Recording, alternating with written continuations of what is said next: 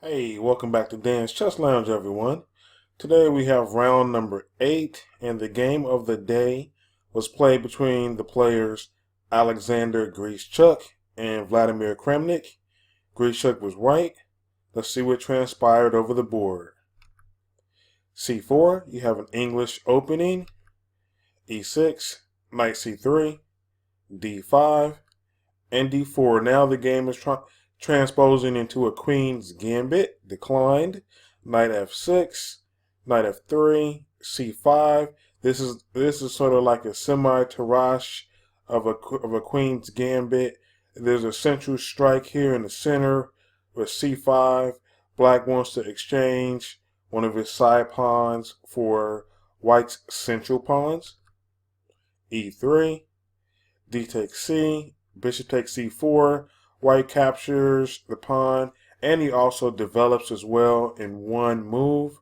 Now, white is ready to castle, and his bishop is developed on C4. A6, this here is preparing to play B5.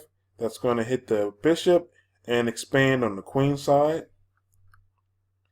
The bishop goes back to B3. This is a prophylactic move. White knows that black wants to play B5 here, so he goes ahead and moves back. That way he doesn't have to do it, giving up a tempo. And then black goes ahead and plays the B5 move here.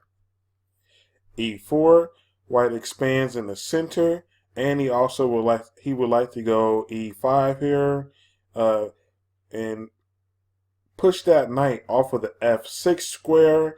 Then that's going to open up this diagonal here towards the king, and for this bishop here to use. A lot of times you'll have the queen on D3 and the bishop here on C2, producing a nice battery there, especially once the black king is castled. C takes D, knight takes D, bishop B7.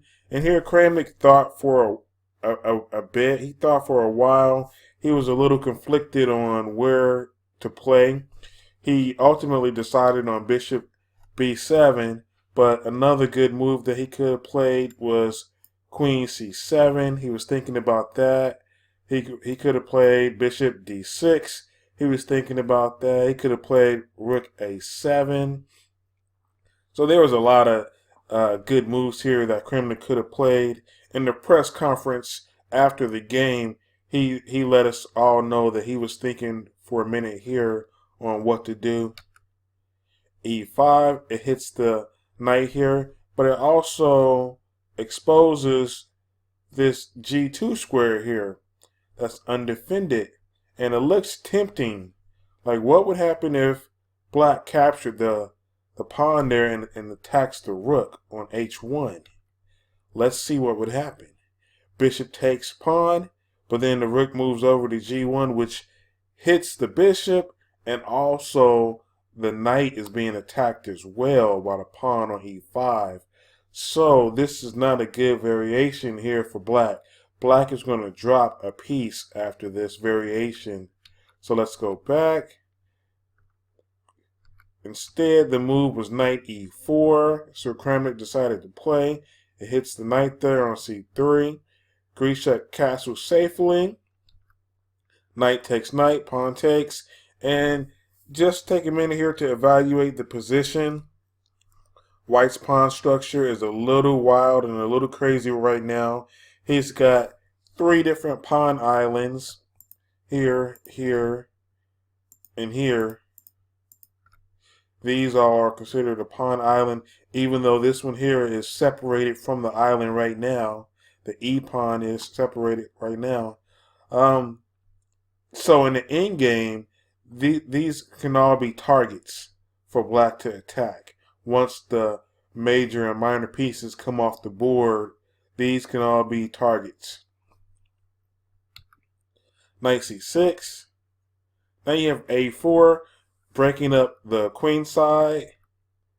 Bishop C5. This is a good developing move, attacking move. A takes B, rook takes, bishop takes rook, Now you have knight takes pawn on b5. And now Kramnik can capture the pawn here on e5.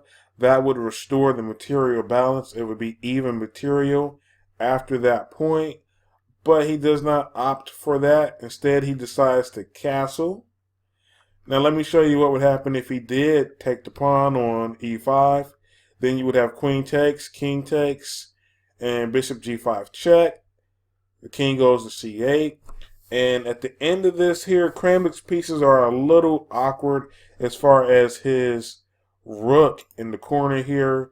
Like, how does this rook get out? Because the dark square bishop is covering this diagonal here.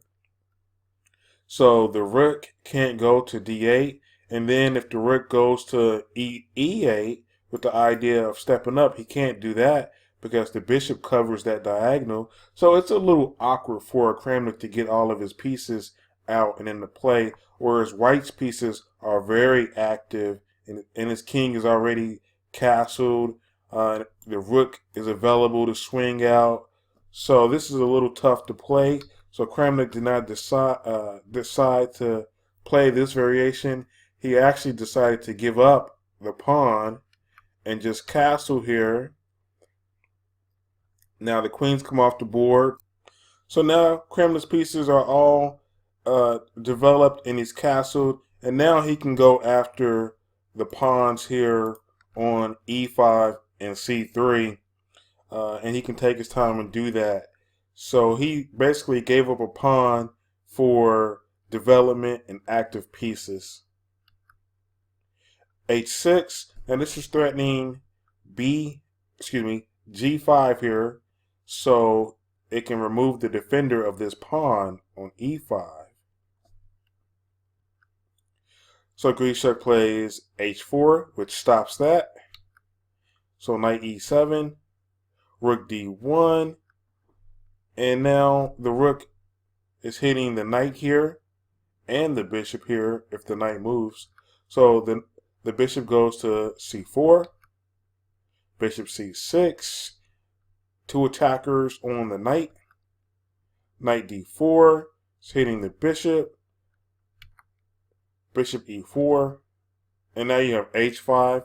And at this point, it's just taking up more squares on the king side, clamping down on the king side, taking away squares.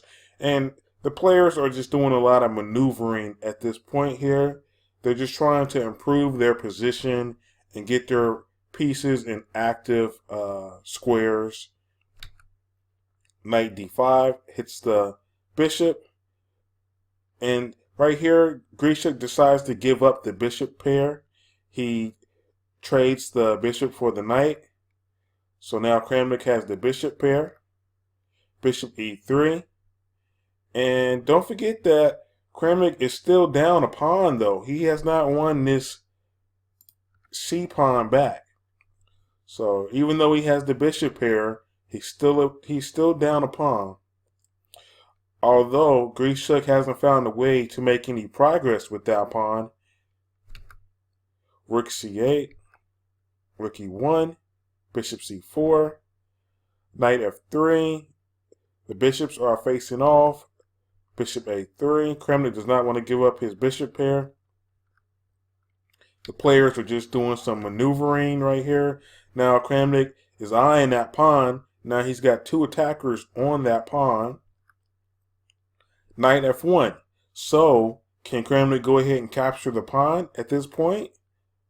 What happens if he does? Bishop takes c3. Then you have a devastating move, rook c1, which pins the rook to the bishop. Rook c4. Bishop takes c3. Bishop takes f1. King takes. And black is down a whole piece. So this would be a losing game for Kramnik. So he cannot take the pawn there. Let's go back to the position. So instead, rook c4 was played. That way, if he takes the pawn, his rook won't be pinned. But instead, Grischuk plays rook e3, which hits the undefended bishop. The bishop goes to f5. And at this point here, I'm going to fly through the next set of moves without any commentary because the players do a lot of maneuvering. This game here was almost 100 moves long, and we're only at move 31. So, and the next portion of this game here is just all maneuvering. It's just all the shuffling around. The players were shuffling their pieces around because they weren't making any progress. I wouldn't have been surprised if the players would have agreed to a draw, actually. In the press conference, Grischuk actually said that he just didn't know what to do in his position here. Even though he's got the extra pawn here, the extra C pawn, he just didn't know how to make any progress with it. So I'm going to go ahead and fly through the next few groups of moves until we can get to the next critical position. When I do this, I like to at least show you guys what the moves were on the board. I know some people, some chess channels will actually just skip to the next critical point, which may be 20 or 30 moves later, and then you don't even know how you got to that position. Whereas I like to actually show you how we get there. So here we go. Move number 63. So yeah, that was 39 moves that I just flew through where there was no captures. It was just all shuffling of the pieces and maneuvering the pieces around. 39 moves. And now we come to the position on the board here where Grischuk has pushed all of his kingside pawns up close to Kramnik's territory. Now he's starting to invade Kramnik's camp. So Grischuk sort of has an idea. He sort of has a plan on how he can make some progress. And then now the actual pawn structure is going to change because he played f5 here, attacking the e pawn. So we're going to get some structural changes here. Let's see what happens in the next part of this game. Now you have e takes f. Now it looks like a normal recapture would be g takes f, right? So let's see what happens if g takes f. Now you have f6. Rook attacks the bishop. Bishop goes to g2. And now you would have e6. And this looks like a very promising continuation for Grischuk, for white. Because now the two pawns are going to roll. They're very close to promotion. And importantly, you have this knight here that's covering the promotion squares as well. So this looks very promising for Grischuk. But he didn't play g takes f. Instead, he played knight takes f, king a7, bishop b2, rook e8, knight d6 hits the rook and the pawn. So you have rook e7, rook b8, f6 hits the pawn, rook c8 hits the bishop, bishop drops back to h1, knight f5, rook b7, e takes f, check, and now you have this incredible move that would be extremely hard for amateur chess players to find.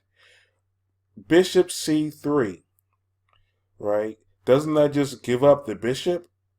I mean, that's a very, very hard move to find there.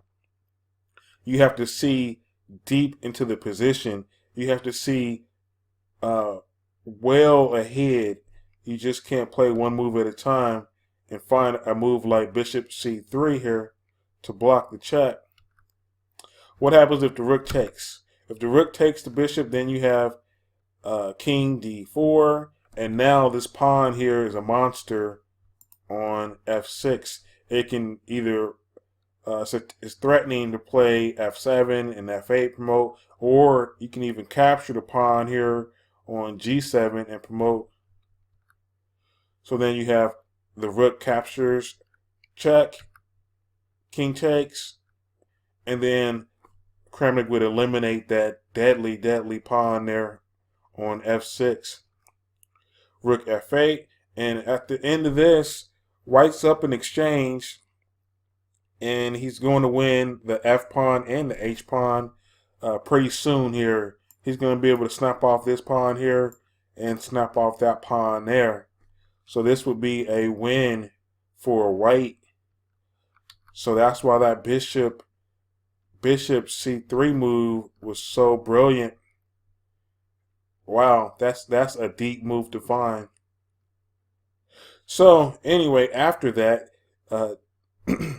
he didn't take the bishop, obviously. So he played G takes F instead, getting rid of that devastating pawn on F6. King D2 protects the bishop now. Bishop F4 check. King C2 hits the rook. Rook drops back. It wants to trade. Rooks come off the board, and now the position is a bit more simplified now that the rooks are off the board. Now this pawn here, this lone C pawn over here, is starting to look real dangerous in my opinion.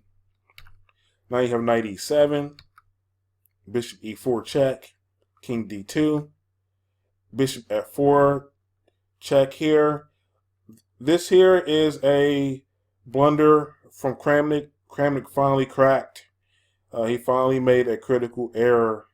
Bishop F3 was the correct move here. He should have played bishop F3, threatening to take these pawns here. Now that just kind of pushed Grischuk into a better square here, where it's going to protect, where he's going to have control over this F3 square. He's going to fight for control over this F3 square, where the bishop is not going to be able to get in there to attack these pawns here. See, the king goes to E2. Now the bishop can't get into F3 to attack these pawns here. So now the white pieces can go after these pawns, whereas the white pawns are safe. King G7, knight F5, and see, Kramnik cannot trade pieces because of this. He would be trading into a losing endgame because of this pawn here. It's passed. So he's got to keep the pieces on the board. So he doesn't trade. He plays king F7. Now you have bishop D2. So you have the knight hitting this pawn here. Now you're going to have this bishop hitting the pawn here because he can't trade the bishop. He can't play bishop takes bishop because, again, that would be a losing endgame because of this pawn here. So he's going to lose this H pawn. And now, after he loses the H pawn,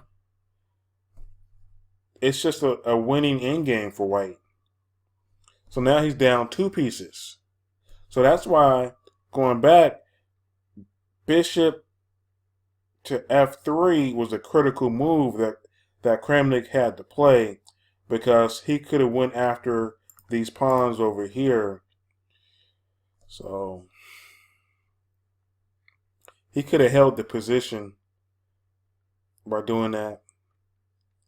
But now he's got 2 outside passers here that he's going to have to try to cover. King E6. So now you have 2 pieces on the knight. Bishop goes to E3. Bishop takes knight. Pawn takes. King takes. And H6. Now this was a clever finish by Grischuk. He allowed Kramnik to win a pawn back because Grischuk was 2 pawns up. So he gave a pawn back, but by doing so, he actually won the game, because it's going to be impossible for Kramnik to be able to cover this pawn here and then also cover this pawn here. King G6, C5, F5, King F3, King goes to F7, Bishop F4, Bishop D4, C6. The pawns are marching on. They're rolling. King E7, C7, King D7. Now you have A7. King C8, King E2. Now the king is just going to walk his way. The king can either walk his way to this pawn, or if he wanted to, he can walk his way around here to this pawn. he's got the choice of what he wants to do. King D7, King D3, and Kramnik resigned at this point right here because he can't cover both the C pawn and the H pawn. Let me just show you one way that Grischuk could win here if they would have played the moves out. Bishop H8, Bishop E3. Now the idea is to bring the bishop here and force a trade. So he gives up the pawn. He would give up the pawn, but then he plays bishop D4, forcing the trade. F4 is the last ditch effort. Bishop takes, F3. And then now you cannot stop the pawn from queening here. So that was a long game, but it was an interesting game. Kramnik took some heat in the press conference because he had multiple chances to draw the game. There were several chances where there was almost a threefold repetition. There was many times where the positions was repeated numerous times, but Kramnik just kept pressing on. And usually the person that presses during the game is the person who has some type of an advantage, whether it's a material advantage or if it's a positional advantage. But Kramnik didn't have either one. He was down a pawn, and positionally he wasn't better than Grischuk either, but he was the one that was pressing. And so he's going to take some heat from this one here about him pressing a position that was drawn, basically. He should not have lost this game here. It should have ended 50 moves ago in the draw. So I was wondering, is this karma for trying to press something that wasn't there? So with this was the only decisive game of the day. The rest of the games were all drawn. So Caruana holds on to his half-point lead going into round number 9. So, okay, guys, I hope you enjoyed the video. Don't forget to like, comment, and subscribe. See you guys next time.